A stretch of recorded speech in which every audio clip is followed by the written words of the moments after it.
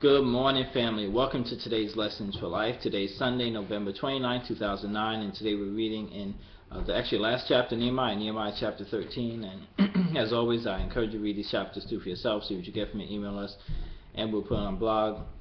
But we see that they're still going through the books of the law, and they're actually realizing some of the things they did that was that they've been doing that actually was not correct according to the law that Moses had. And in the first couple of verses, where I want to just share one thing I got from this chapter, there's more. So like I said, I encourage you to read it for yourself.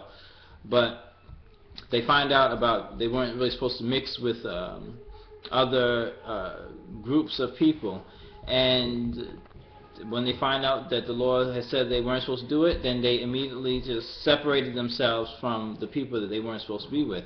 And that is a good lesson for us, and what we could just even pull just from that just to use for ourselves today is when we find out something that we're doing is wrong, or it's even not producing what we think it should be producing, we should correct the error and fix it.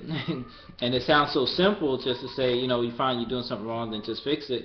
But many times people, realize they're doing something wrong, but they continue on in the error, continue on and doing that same thing that has been wrong and has been producing wrong results for them for the longest time. So the lesson that we can get from this is when they found out that they were not supposed to mix with this other races or these other people, then they immediately just separated themselves from them and they fixed the problem. And that's what we can take for a lesson for ourselves, is we need to fix the problem when we find out we've been doing something wrong. Like I said, it sounds like a simple lesson, but many times people just continue on in the same error, the same pattern that they've been continuing in, and they don't fix the problem. So that's what I wanted to share with you for Lessons for Life. Kind of stood out to me as I even just began reading it, but there's more in this chapter, so like I said, read it for yourself. And with that, create yourself a wonderfully blessed day today, and we'll talk again tomorrow.